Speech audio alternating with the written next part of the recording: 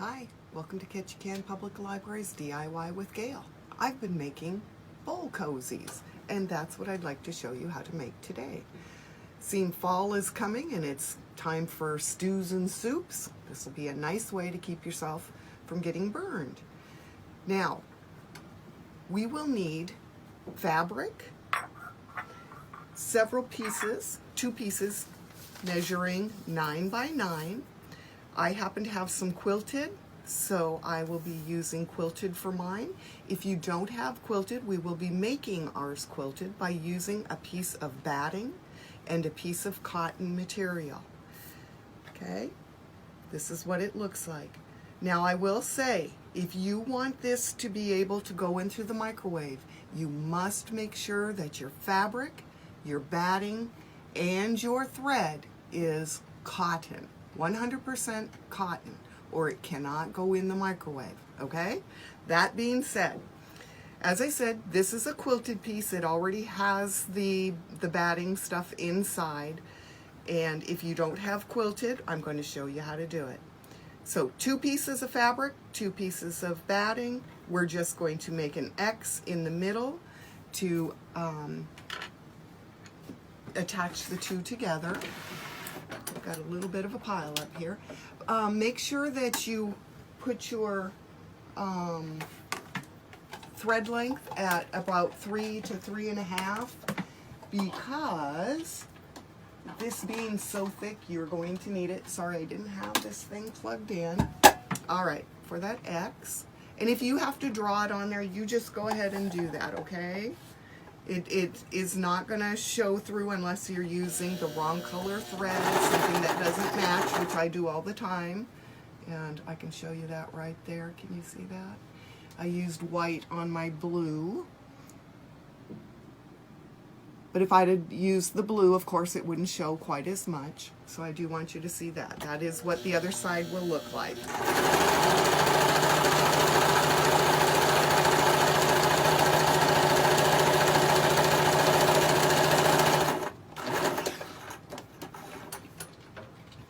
And then the other.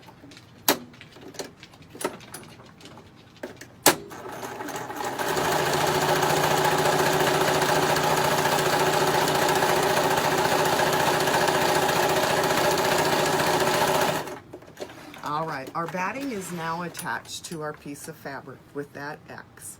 The next thing we're going to do is we are going to fold our fabric. And I'm going to go to the quilted one because that's the one that I'm going to be using today.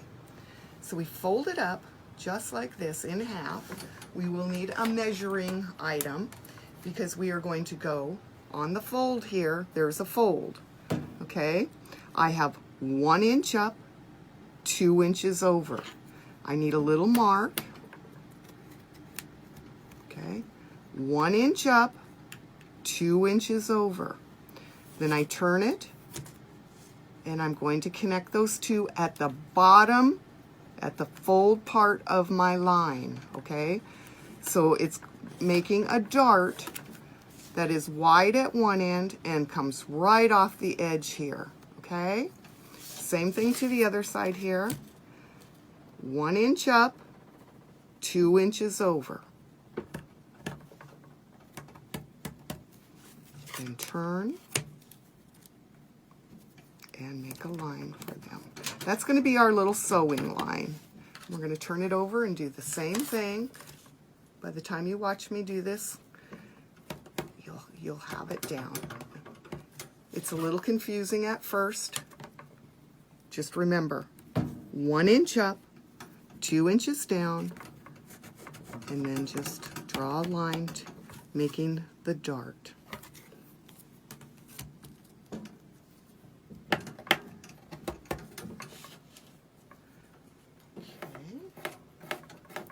Once you've got those in on both sides, we're going to open it up and we're going to turn it again to the other side. So here's my dart that I just made. See? And so we have it folded again. And now we're going to make darts for this side. You will end up with 4 darts. 1 inch up, 2 inches in,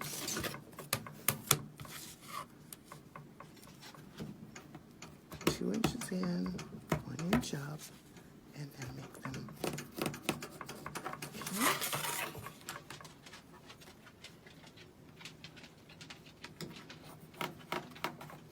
Alrighty, and then we're going to sew those. Always start at the wide end of your dart. Just stick it under there. And remember, I did mention your stitch length, so double check your stitch length, okay? Go right along your line, run it right off the fabric. And that's how you make a dart. Okay, and we're going to do the rest of those. I didn't get that one on there. Make sure that you do, if you missed like I did, go back and do it. Don't just guess, because if you do this wrong, your bottom of your bowl will not sit flat. And it's so cute to have it flat and perfect. So start at the fat end and go down and run it right off the edge. Then we'll turn it to do the others. This time when you turn it, it's not going to lay flat because we have those 2 darts there. So what we're going to do is we're going to bring our darts together, and then we're going to pull the straight edge here so it's nice and straight. I want that nice and straight. And then come down here and make sure it's flat. If you have to stick your finger in there to make sure that fabric inside is laying flat, do it. Okay? Again, fat end of the dart, running it right off the edge. Perfect. Same with this one. And this is my last one on this one. Now you will be doing this to your other one. Remember we said there are 2 pieces to this, and you're going to do it identical to that. Darts. See how cute that is? Look at that. See the bottom? Nice and flat. Okay, so then we're going to take our darts and we're just going to trim them. Close but not too close, just enough not to have that big bulk in there, okay? See? And all 4 of those get trimmed. Or 8, because you'll have 2 of these cute little bowls. My scissors are not sharp. All right, there they are. Okay. And then I have my other one over here. I already did the second one. And so now we're going to take our 2 pieces and we're going to put them one inside of the other. Now I want my bowl to be green on one side and the leaves on the other, so I put them in. Oops. I'm not going to be able to do that because I didn't pay attention to my dart. So mine is going to be leaves on both sides. So pay attention to what side you put your dart on if you want it reversible. This one I didn't pay attention, sorry to say, but that's okay. Now, putting it in, put your darts together first, okay? You're going to use pins, and you will need pins for this project. I don't use pins very often, so I just want you to know. And when you're doing your pinning, do it on the inside here. It makes it much easier to sew from the inside. I am going to do it from the outside because you guys can see it much easier. So I've put my dart together and I put a pin there. And I want you to go to each dart and make sure that the raw edge is even and the darts are matched up. Put it close to the dart, but not to where the dart is going to cover it up. Otherwise, you may forget your pin in there. And I have done that several times now. And it's not very easy to get out. So as I said, darts matched up. Once you have all 4 darts matched up and those raw edges even, then you'll be able to go out to your points. And here's bringing our point together. So if you have those darts in there good and you cut your fabric nice and even, you shouldn't have to do any trimming. Okay, so I'm going to put a pin here.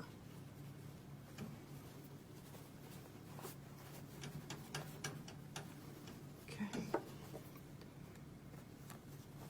Now once you get these nice and even, the way that you would like to have them, you need to decide if you want it to be pointed or rounded. Okay? Over here I have one that I've actually trimmed so I can show you how to round it.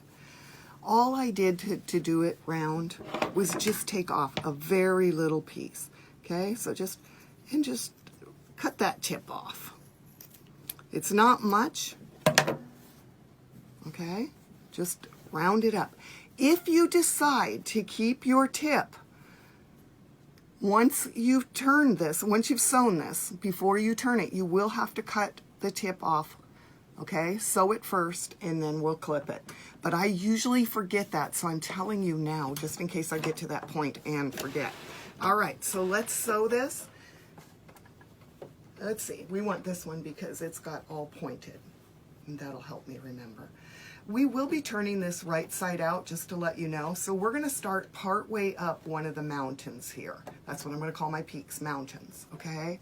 And we wanna leave a big enough hole between this dart and here to pull our bowl through. I wanna start close enough to my point, but far enough away from my point also that I don't tear it or do some weird stuff. Do a reversal to make sure it holds tight, because you are going to put a lot of pressure on that.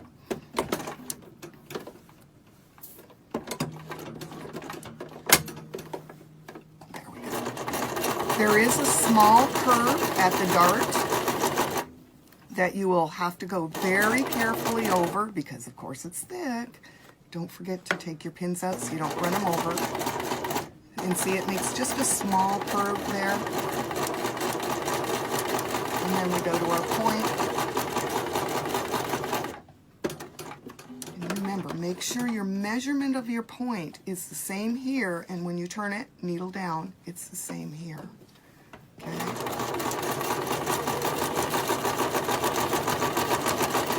Again, we're going to pull that pin and make that very slowly over that, because it is thick and it's just going to get thicker when we do that top stitching on it.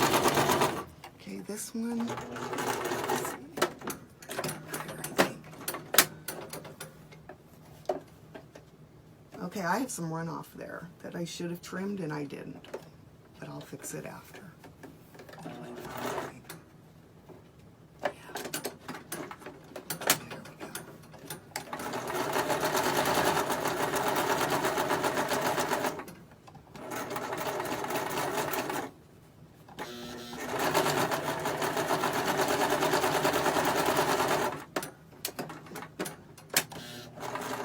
Needle down, turn.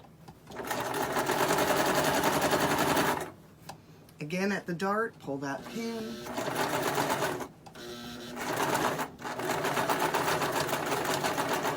You can hear my machine saying, help! I went a little bit far there, so hopefully it's not too tight. All right, so once we get it sewn all the way around, pull those point pins. And then you have your tips that I was talking about, cutting them off. Look at that, I even remembered. You want those to trim because you're going to poke them out as pointy as you can in there. And this is the one that I did not have straight, so I'm going to trim that too. Okay, and we're going to pull it through the hole. Where's my hole? There it is. Go straight across to the other point, stick your thumb in it, and then just turn it through. And it does take a little bit to pull it through. Just work it. And that's why you needed to do that back and forth stitch on each edge, because you just don't want that thread pulling out.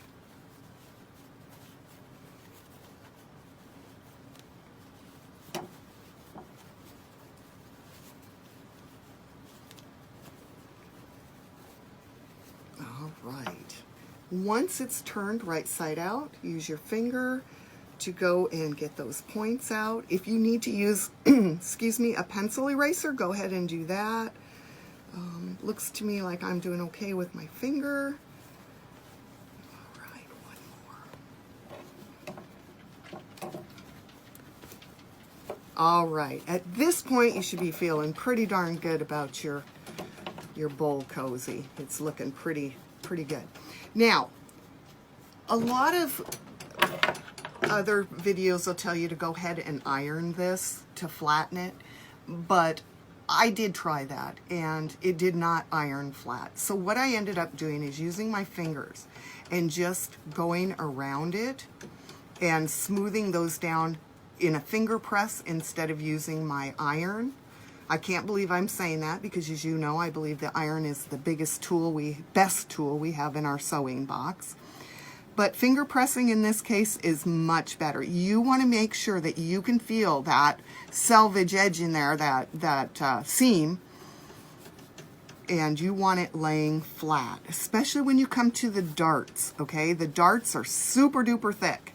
So kind of pull it and finger it until it's laying flat. Same with those corners. And believe me, you can feel it. All right. And then this is where my little hole is that I just pulled my bowl cozy through. So you want to finger that down too, making sure that it folds under really nice. And that is where I'm going to start sewing the top stitch, because I want to make sure that I get that all sealed in there. Okay. Now on this top stitch, it is going to be difficult. My machine screams a little when it gets to some of the hard parts. So just go slow. And remember to make your turns on the needle. Make sure needle is down. Okay, here we are. We're coming to one of those that's gonna, like I said, my machine does not like it very well. And that long stitch length will help a little bit too. So just go slow and easy. Woo. Did good on that one.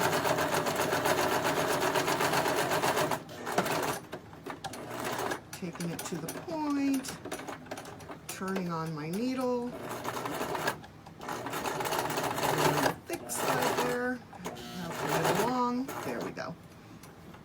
Okay, again, make sure you're feeling as you go to make sure those seam allowances are down.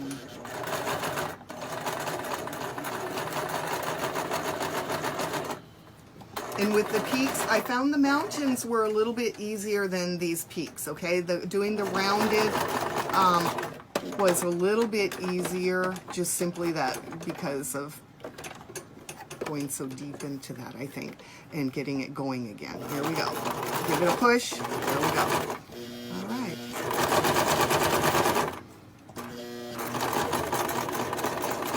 Nice and slow at the darts. And that one did give me a little issue there. It was hard. Peek. And down. Push.